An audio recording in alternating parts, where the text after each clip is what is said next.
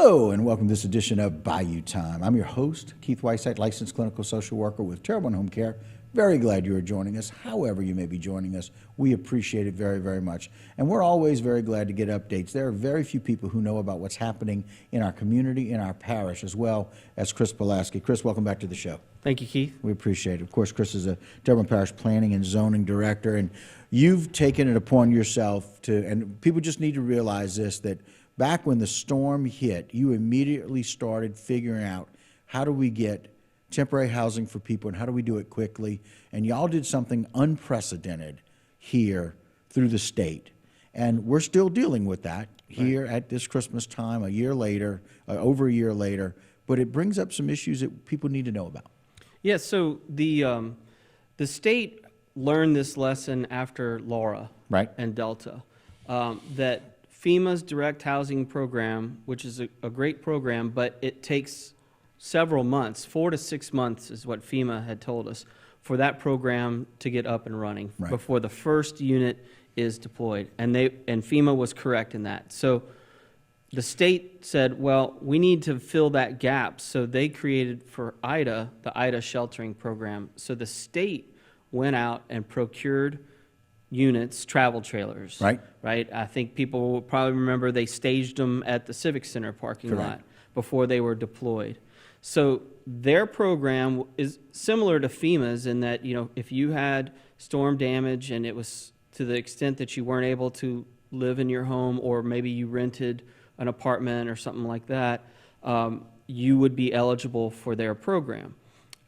Most of the units that the state put out were on private properties, but there were some for those folks who rented or maybe their property for one reason or another didn't have enough room for a trailer. They were put into the group site, which is over at Rebecca Village at 311 and Highway 90. So now here we are, a year and a half out, and that program, the IDA sheltering program, is starting to shut down. I think that the state initially had only intended it to be that 4 to 6 month program, but that's not how it's happened. And the state, I say shut down, and let me be clear on this. The shutting down is all this time the state will be reimbursed, or at least a portion, by FEMA. And FEMA had said, okay, well, we'll do that up through December 31st of 2022.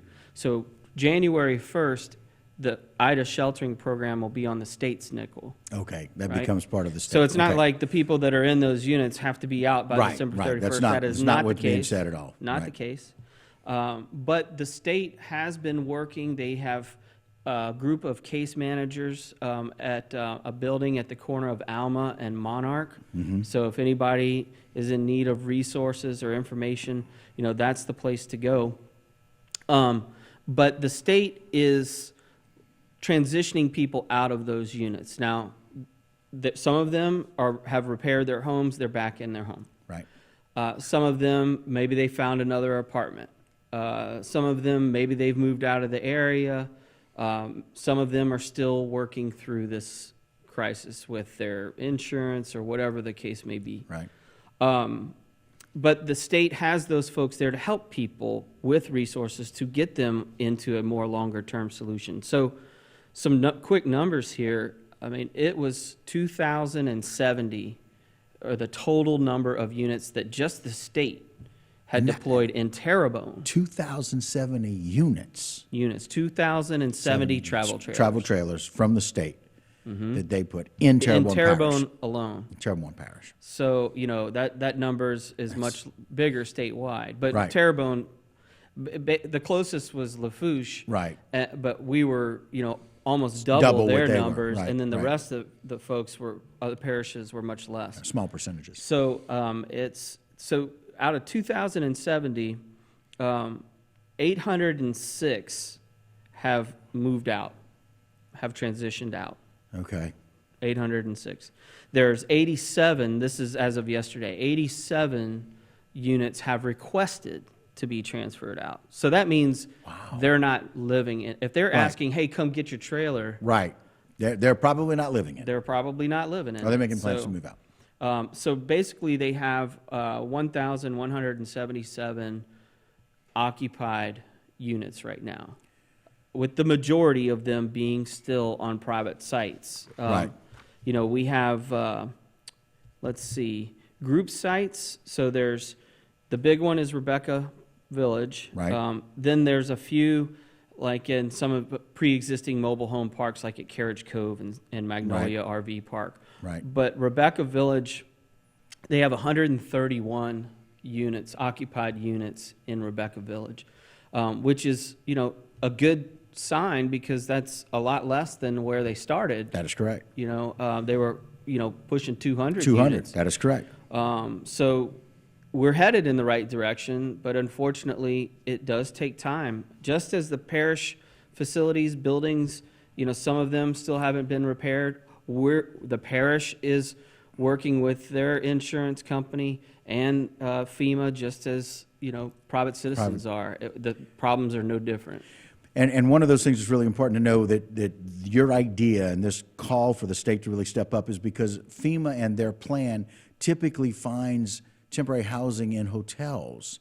We Yes. didn't have a lot of options for those. And so it's just one You're of those right. things that why the state stepped in, why you developed that program and requested it and made it happen. And, Yeah. and so it's appreciated. Excellent point. I forgot to mention that. No, no, Yeah, no. the- It's just The why hotel it was there. vouchers, we didn't have them. The Didn't few have 'em. hotels that were open after the storm were occupied by linemen. By linemen, people coming in, they needed it for that. So we were talking a little bit about how this state program came to be, and it was one of the ways to kind of fill the gap that the state was able to do what FEMA really couldn't do initially, and it's the process of why that takes place. And we're just really glad that we're moving forward, and now there's this change that FEMA says, look, you know, we've been taking care of this, and now we're going to end taking care of this, and the state's going to be able to pick it up from here on out. Right. So FEMA also has a temporary housing program. They call it their direct housing program. Okay. So FEMA, you know, had negotiated with the state to assist the state in their IDA sheltering program through reimbursements for that.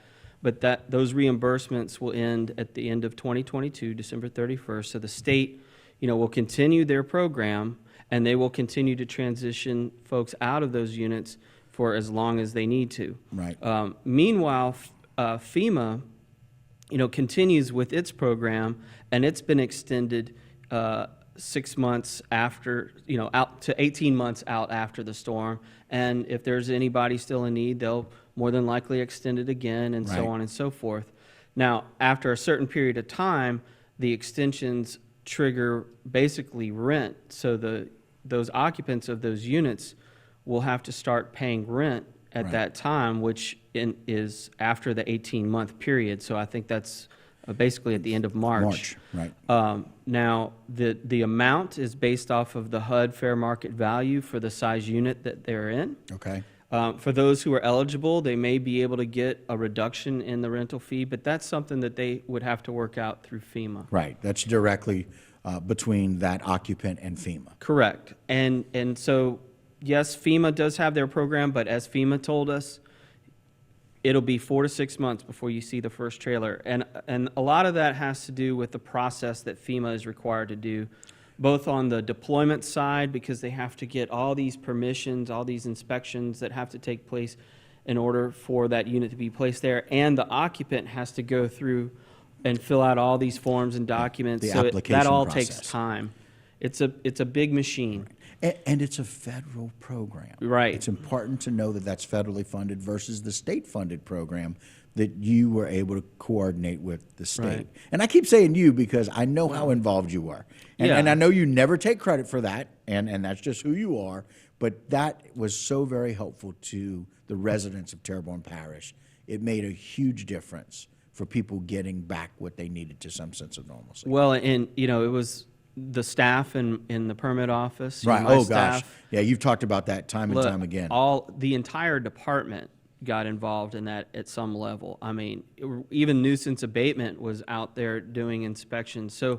So we were fortunate in that FEMA and the state did provide assistance with that. FEMA had, at one point, we had, I think, 4 FEMA agents in our office embedded, and that was invaluable because, you know, they're working directly with our permit office and our inspectors.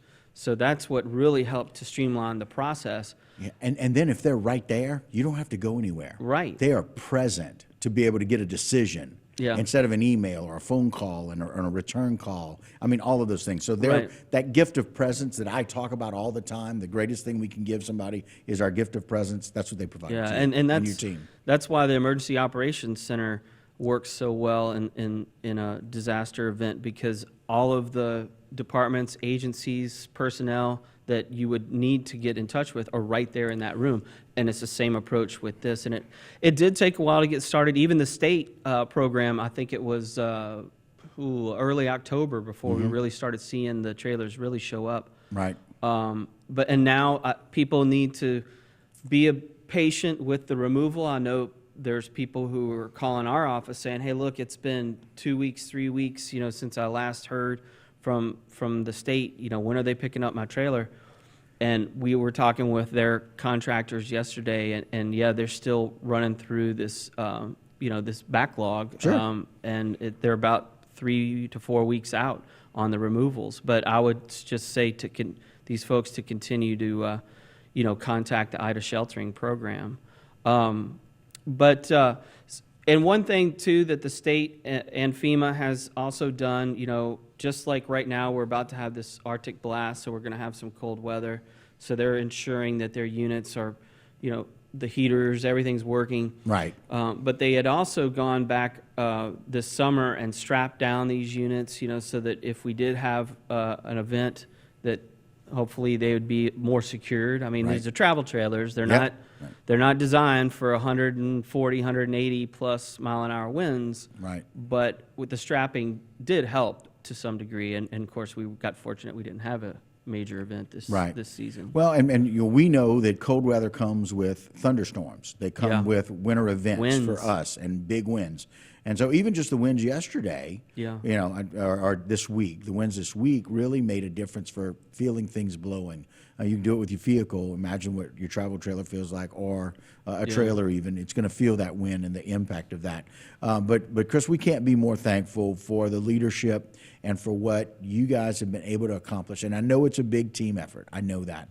Working with the state, working with FEMA, and making things work have just been, it's made this traumatic event a whole lot less traumatic because of the efforts from you, your team, and the parish. Yeah, thank you. So we appreciate that. Thanks for the updates as always. Sure. We look forward to having you come back with more lower numbers. And that's what we want, right? We want to increase our discussion about lower numbers. That's right. It's like golf. It's like a golf game. Okay. The lower the score, the better. The better we are. Well, Chris, a very Merry Christmas to you and your team and your family, and thank you very much for always being available to us. Thank you. Same to you and yours. Thank you very much. All right, guys, that'll do it for this particular segment of Bayou Time. Don't go anywhere. A lot more here on HTV when we continue.